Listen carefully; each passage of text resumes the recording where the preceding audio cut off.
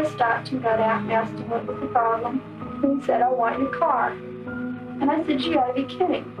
I mean, how many people really do that in real life? They don't. I just kept saying, God, do what's best. You know, if they gotta die, let them die, but don't let them suffer. If I had shot my own children, would I not have done a good job of it? Why would I have taken my kids to the hospital? Wouldn't I have made sure they were dead and then cried crocodile tears? That's insane to think that I would do such a thing and then bring the witnesses in against myself. That's crazy.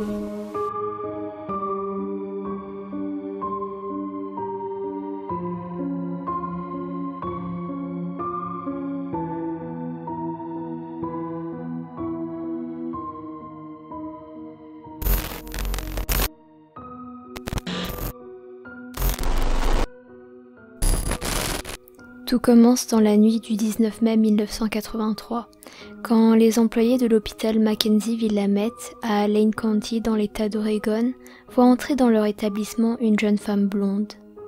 Celle-ci pointe du doigt sa voiture et s'exclame « Quelqu'un a tiré sur mes enfants ».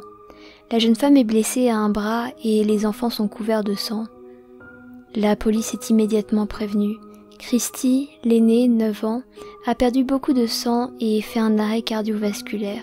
Sa petite sœur, Cheryl, 7 ans, décède dans la nuit et le cadet, Danny, 3 ans, semble stable mais risque la paralysie.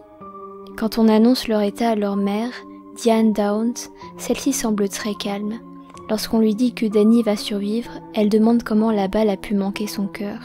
Les détectives qui l'interrogent sont aussi surpris par son attitude.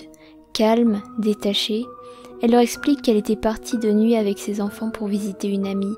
Sur le chemin du retour, un homme l'aurait arrêtée et lui aurait demandé les clés de la voiture, puis aurait tiré sur elle et ses enfants quand elle a refusé de les lui donner. Pendant qu'elle est interrogée, elle fait une remarque qui choque le détective. « L'intérieur de ma nouvelle voiture est totalement ruiné.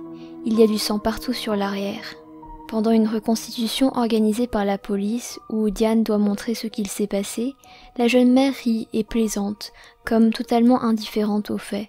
Son attitude dans les interviews est totalement détachée. De plus, elle est déjà retombée enceinte. J'ai traduit un extrait de certaines interviews. Je vous laisse juger par vous-même de ces paroles. Everybody says you sure were lucky. Well, I don't feel very lucky. I couldn't tie my damn shoes for about 2 months. It is very painful. It is still painful. The scar is going to be there forever. I'm going to remember that night for the rest of my life, whether I want to or not. I don't think I was very lucky. I think my kids were lucky. If I had been shot the way they were, we all would have died. When I go to bed, I cry at night. Even now, I still cry. I dream about Cheryl. But at night, when I close my eyes, I can see Christy reaching her hand out to me while I'm driving. And the blood just keep coming out of her mouth. And that, maybe it'll fade too with time, but I don't think so. That haunts me the most. But what of Downs' 4th child, the baby, about to be born? I'd like to see him try to take this baby from me. And how? I got pregnant because I miss Christy, and I miss Danny, and I miss Cheryl so much. I'm never going to see Cheryl on earth again. And you can't replace children, but you can replace the effect that they give you. And they give me love, they give me satisfaction, they give me stability, they give me a reason to live and a reason to be happy, and that's gone. They took it from me.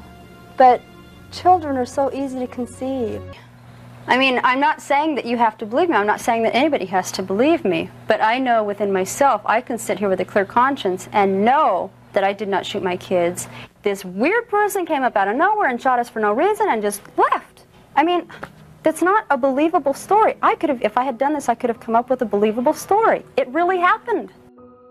Les infirmières remarquent aussi que lorsque Diane visite sa fille aînée, Christy, les yeux de celle-ci se remplissent de peur, mais les dégâts qu'ont subis son cerveau l'empêchent de parler. Lors des perquisitions au domicile de Diane, les enquêteurs trouvent son journal intime ainsi que 2 armes. Diane est divorcée et lorsque son ex-mari Steve Downs est interrogé, celui-ci explique que la séparation est due à l'infidélité de la jeune femme. Celle-ci voyait un homme marié mais séparé de sa femme qui a préféré retourner vers son épouse car il n'aimait pas Diane et ne voulait pas de ses enfants. Quand il met fin à la relation, Diane continue de le harceler par téléphone, par courrier et va même jusqu'à suivre sa femme dans la rue. Quand ils sont interrogés, les deux hommes affirment que la jeune femme possède une troisième arme, du même calibre que celle utilisée pour tirer sur les enfants. Dans son journal intime, Diane écrit qu'elle ne peut vivre sans son amant et que ses enfants ne devraient pas être une barrière. Pour elle, ses enfants sont ceux qui la séparent de l'amour de sa vie. Des balles de la même série que celles retrouvées sur la scène de crime sont découvertes chez elle. Un témoin qui était derrière la voiture de Diane sur la route en direction de l'hôpital affirme que la mère aurait roulé le plus doucement possible. Les preuves s'accumulent et la mère est arrêtée 9 mois après le meurtre de ses enfants. Elle est déjà au 3e trimestre de sa grossesse. Certains pensent qu'elle a décidé de faire un enfant pour éviter la peine de mort.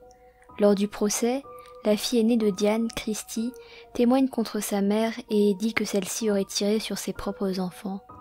Diane est condamnée à perpétuité plus 50 ans.